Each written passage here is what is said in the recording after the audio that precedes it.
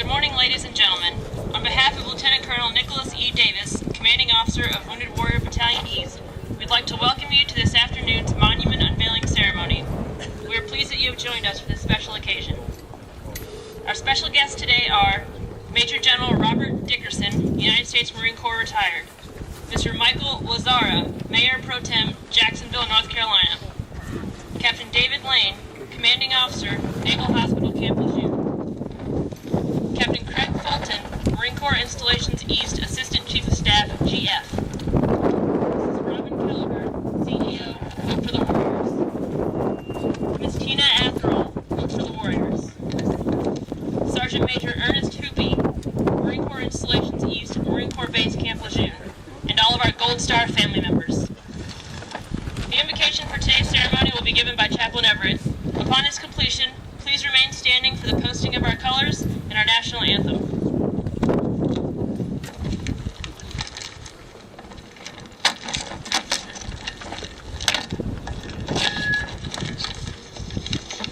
Let's pray. Our gracious and our Heavenly Father, we thank you for this day as we stop to reflect and dedicate this monument. As you told Joshua and the people of Israel after they crossed into the Jordan, to build a monument to remind each generation of what had happened that day. We want to remember by this monument to remind us each time we see it, each child that asks, each person that inquires, that this represents our commitment to our Marines and to their families, that we will not leave our brothers and sisters behind, and that we will not forget their sacrifice, and we will care for those in need, that we walk with our Marines to honor those who are called to serve.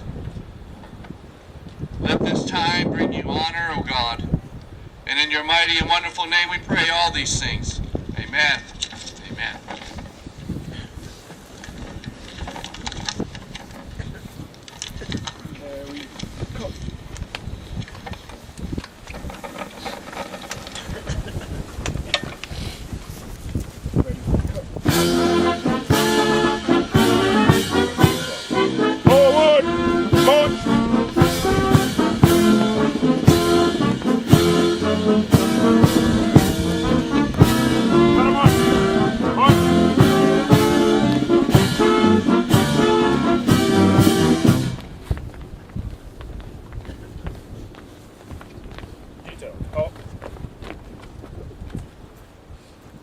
Freeze and arm.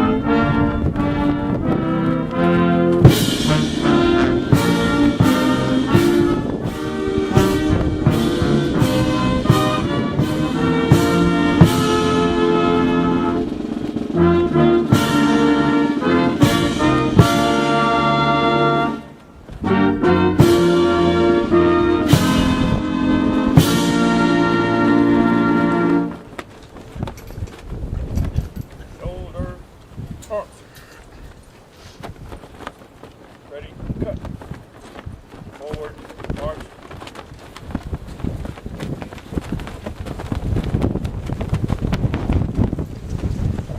Counter march. March.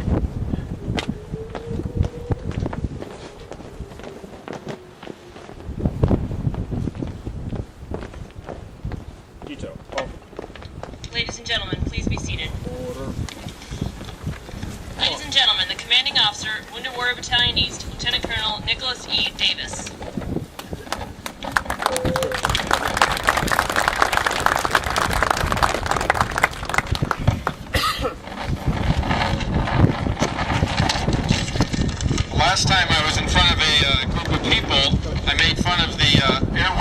United States Marine Corps, and I'm not sure how they did it, but the wing was able to blessed us with wind today. So I'm sure General Amos has something to do with this, and I'm forever apologizing for those wing comments. Welcome to Wounded Warrior Battalion East. Welcome to our monumental unveiling today. General Dickerson, Mrs. Dickerson, Sergeant Marquez and your family, Corporal Schaefer and your family, Mr. Harry Bridgewood of Hope for the Warrior. He's a board member that he's been in this since the beginning, and without his work, we wouldn't be here today. Mr. John Phelps, Gold Star father and the sculptor of this monument, and Colonel Connolly, CO of 3rd 11, who served with Lance Corporal Chance Phelps when he died in combat operations in 2004 in Iraq. Today is a story within stories, and the first story we start with is we've been in a decade of war, and that is the backdrop for today's unveiling. Because of that war, we formed a Wounded Warrior Regiment, and out of that regiment we formed 2 battalions. One battalion in the east, where you're here today, and a sister battalion in California at Camp Pendleton, Wounded Warrior Battalion West. We serve the wounded, ill, and injured and their families, and in their transition, those journeys are as different as the Marines that we serve, and no two are alike. And that takes us to the stories within stories. Lance Corporal Phelps, 3rd Battalion, 11th Marines, in 2004, paid the ultimate sacrifice for this war on terror. And today, his father is here, and I want to publicly recognize not only your son's sacrifice, but your sacrifice.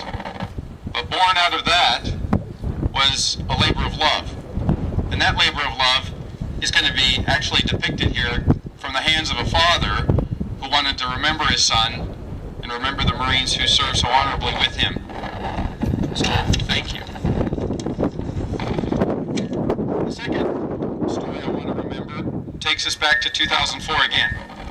In 13 November 2004, 3 Marines, First Sergeant Castle, Corporal Schaefer, and Sergeant Marquez, were involved in a fight for their lives in a city that the great American public may recognize, but some have already forgotten. But I can assure you that U.S. Marines will never forget the city of Fallujah. And it will be marked in the annals along with other names like Iwo Jima and Bella Wood, just as tough a terrain to fight in, just as tough an enemy to engage. And we're all here today because of hearts of volunteers like the 3 individuals I'm going to talk about. And I'm going to pull some words from a citation that was part of the Navy Cross presented to First Sergeant Castle. And it said, 13 November 2004, First Sergeant Castle was assisting 1st Section Cap Platoon as they provided a traveling overwatch for 3rd Platoon when he heard a large volume of fire erupt in his immediate front, and shortly followed by Marines rapidly exiting a structure. When First Sergeant Castle learned that the Marines were pinned down inside the house by an unknown number of enemy personnel, he joined a squad making entry to clear the structure and rescue the Marines inside. He made entry into the first room, immediately encountering and eliminating an enemy insurgent as he spotted a wounded Marine in the next room. While moving towards the wounded Marine, First Sergeant Castle and another Marine came under heavy rifle fire from an elevated enemy firing position, and were both severely wounded in the legs, immobilizing them. When insurgents threw grenades in an attempt to eliminate the wounded Marines, he rolled on top of his fellow Marine and absorbed the shrapnel with his own body. When First Sergeant Castle was offered medical attention and extraction, he refused until other Marines were given medical attention. And although severely wounded himself, he shouted encouragement to his fellow Marines as they continued to clear the structure. We're going to see 2 of those Marines later in the ceremony, but I think it's important to remember our motto is still in the fight. And we're going to hear from Marines that are still in the fight today. First Sergeant Castle couldn't be with us today because, well, he's still in the fight with 4th Marine Division in New Orleans at his own post in relief today. Now, I think that's a pretty good place to be as far as staying in the fight.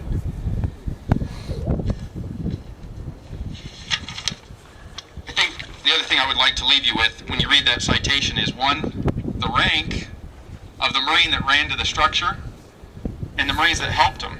You had a First Sergeant of Marines, you had a Sergeant of Marines, a Lance Corporal at the time, but now a Corporal of Marines, the backbone of the Marine Corps, and fighting leaders and engaged leaders. And I always like to remind people that Marines were not quite right.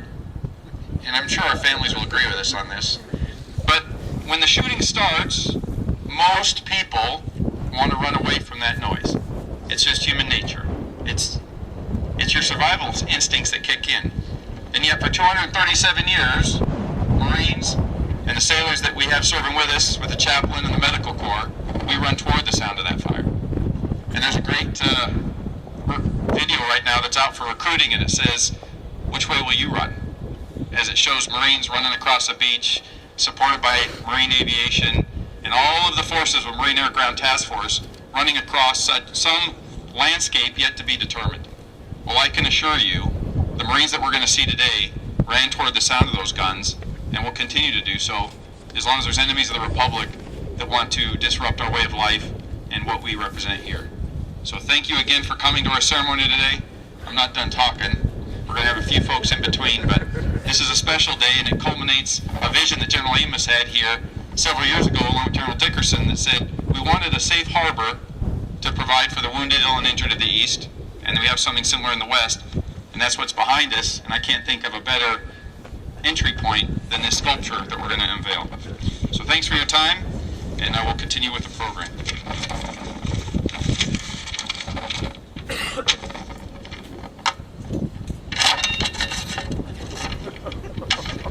I'm an infantryman. That's what happens when you leave a podium. Ladies and gentlemen, please welcome our first guest speaker, Captain Daniel Moran, United States Marine Corps retired.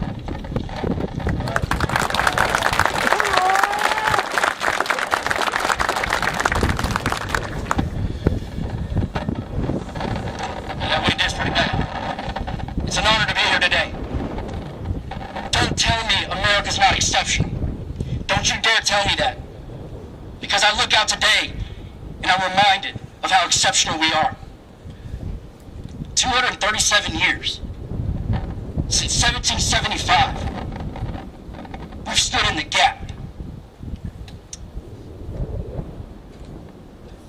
We've all lost friends, brothers, sisters. Some of us here have lost children. And I know during those times, you might say to yourself, well, a little piece of me is no longer, it's gone away. And I can understand that view.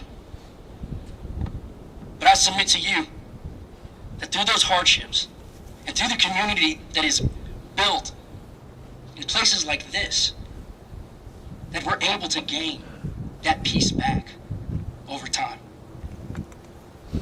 I'm so proud to be a United States Marine.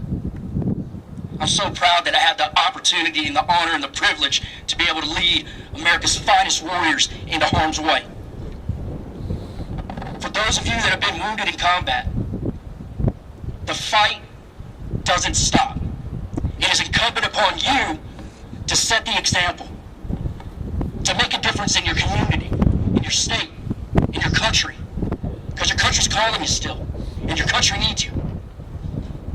You can never, never, never quit.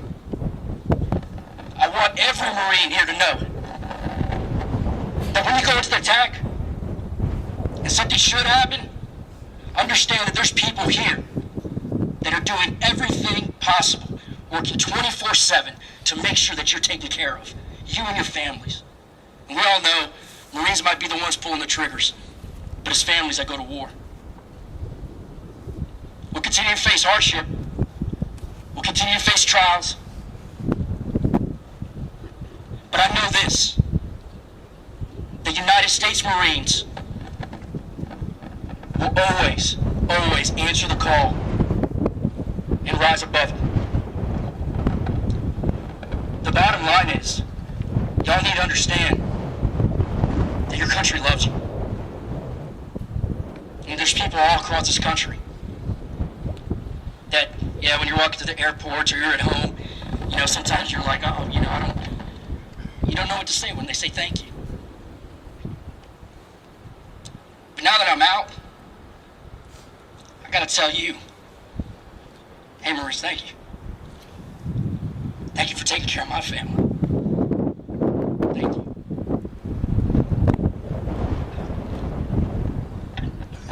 Was it worth it? Was it worth it? When you look at this, how can you say it was not worth it? God bless you. God bless our Corps. Semper Fidelis. Hoorah!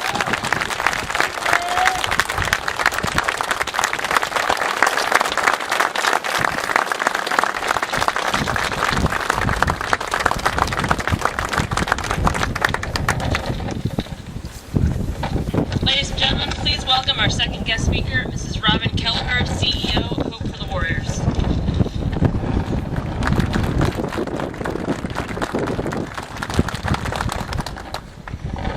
Good afternoon. We have been looking out over a wonderful group of very special guests here today, and so many of you are so connected to Hope for the Warriors. It's important that we just say thank you so much for being here and sharing this moment with us.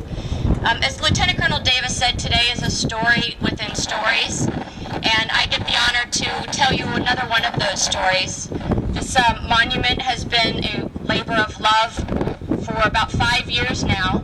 We had the pleasure of becoming acquainted with John Phelps after an HBO premiere of Taking Chance. And we got to know John and his wonderful personality and his tremendous love of the great outdoors, and knew that he was a perfect person to bring on our staff and work with our service members when they went into the outdoors and did trips, and just a great part of our staff. But he was also a tremendous artist in many different aspects of art. The one is being as a sculptor. We had the opportunity to say that we wanted to gift something special to the Marine Corps. We knew that John was the perfect person for that project. And we talked to John and said, I know it's going to be tough for you, but we would love for you to take this on. And John, of course, embraced the idea immediately. It took about 2 minutes to figure out what we wanted this monument to be. And General Amos agreed that it should depict the photo of Hell House by Lucian Reed identically. So we were able to get some photographs of the Marines that you'll see here in the monument, and John started work, and it's been about 5 years now. He actually hasn't seen it installed yet, so it's an exciting day for him as well. I think the most important thing here is that our organization is about hope, and hope is not an ambiguous concept. It's actually a pretty solid platform from which our wounded and their families and the families of the fallen have to launch from. So this is our gift of hope to the Marines and sailors of Camp Lejeune, but I know this is also John's gift to his son Chance. I'm absolutely honored to introduce John Phelps to you. He's going to come up and speak in just a moment. I want to thank you all again for being here today and sharing this special moment. Thank you.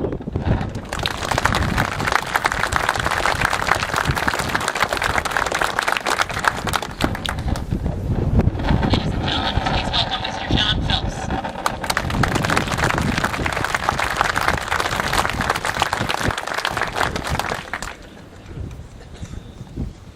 I've never spoken to people before, so this is new. Thank you all for coming. I'm honored to work with the Hope for the Warriors. Privileged to honor my Marines. It was a labor of love.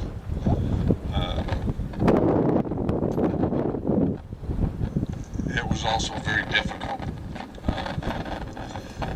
Not so much in terms of from the heart, trying to figure out from the photograph what they were wearing, what their accoutrements are. And when you go on the internet and bring down pictures to work from, and you go through them and through them and through them, and there'll be some Marine detachment doing this, and you look at it and you recognize, no, those are Army guys. So you can't believe what's written underneath them and everything. I did have a friend that I met that was in the Marine Corps Mounted Color Guard that was with the unit that happened to show up in my hometown with the Color Guard at the rodeo. And he came down and he looked at the smaller version of it and stuff, and he gave me a few pointers. And I said, well, what was on your backs? And so he gave me some ideas of what they were wearing on their backs. And then when it was completed in the clay, another young Marine just got back from Afghanistan that is from Cody, Wyoming. He came down and looked at it, and I said, point out anything that's right or wrong with it. And Schaefer decided the strap was on. We originally thought, before we got the names of who was in it, that he was a hospital corpsman. So I got all the hospital corpsman bags and everything, and I got those all sculpted and stuff. And then we found out, no, he was a Marine.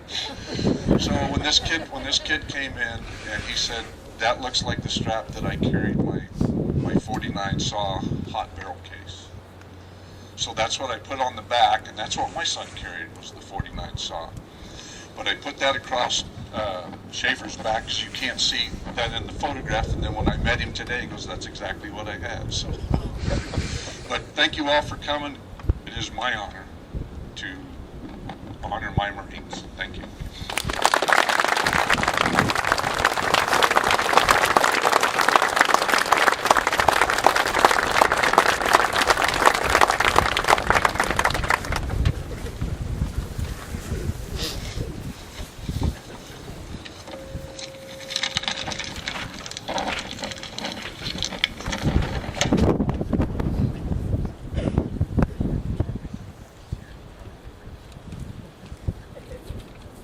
Well, this is what happens in the Marine Corps when you have a Sergeant Major sitting next to you and he says, well, if Sergeant Major were here, he wouldn't use the mic. Really?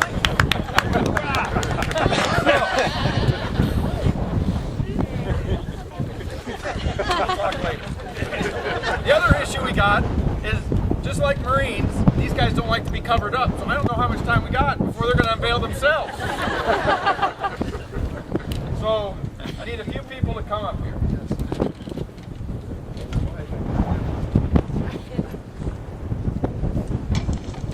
We get Sergeant Marquez and Corporal Schaefer, please.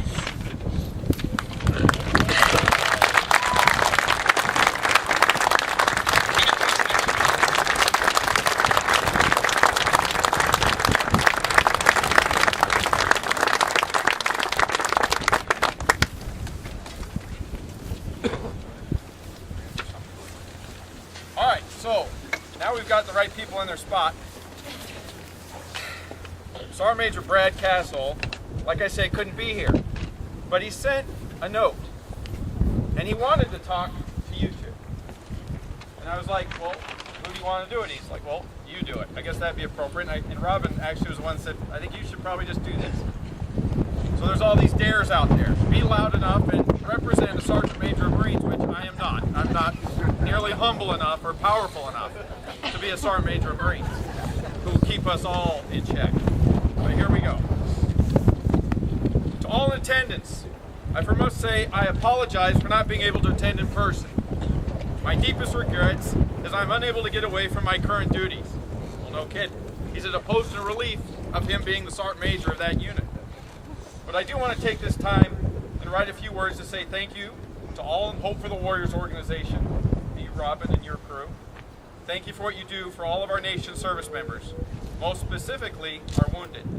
It's remarkable to know our young Americans who have raised their right hand and volunteered to support and defend this great nation are never forgotten. That there are great Americans taking care of fellow great Americans. That is what makes our country unique and special. This is the American spirit and the American way. People are the U.S. Armed Forces' greatest asset, and two of those great Americans are in attendance today.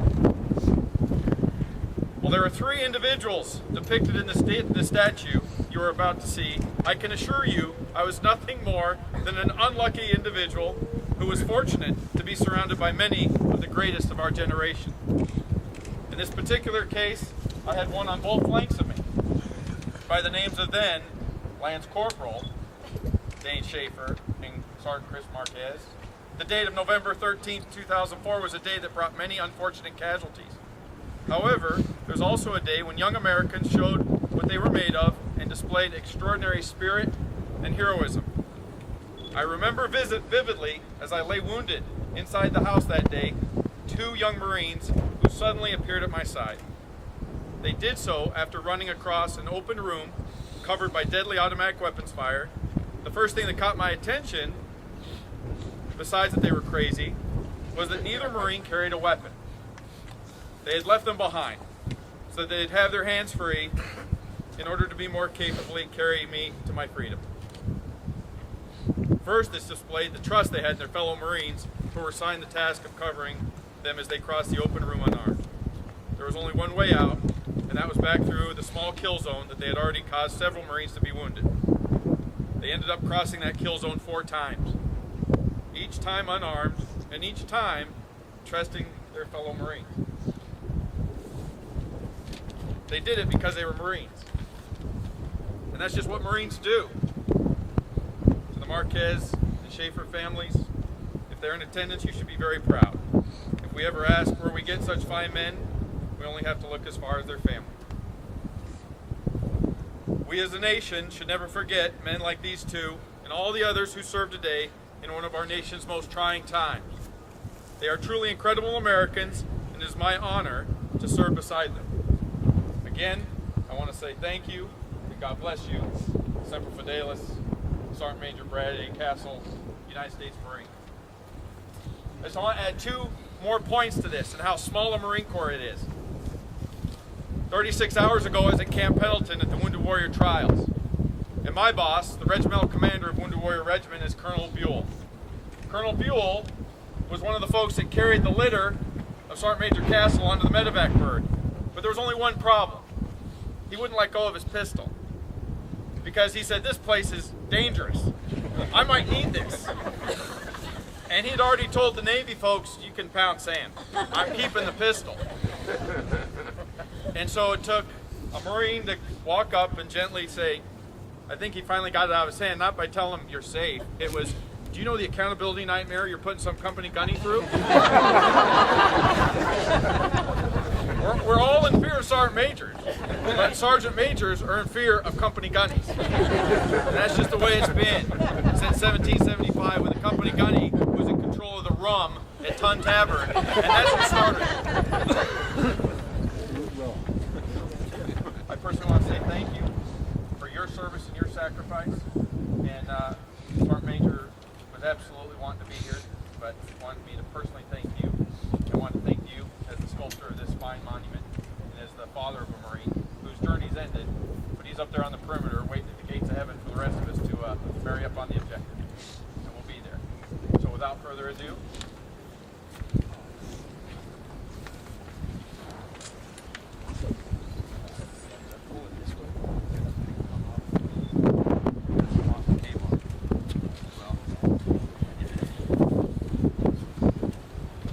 unveil the Never Leave Marine Behind statue.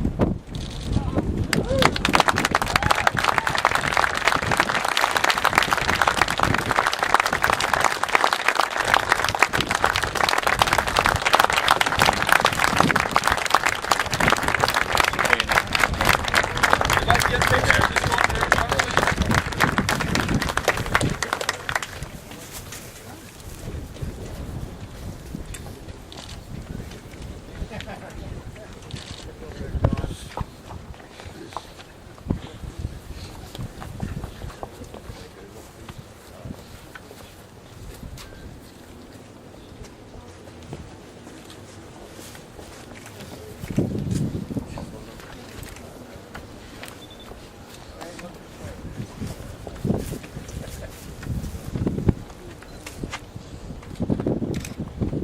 Families in the crowd, you outrank me, so if you want to come up and take a picture, let's take a picture, and then I'll escort them back to their seats.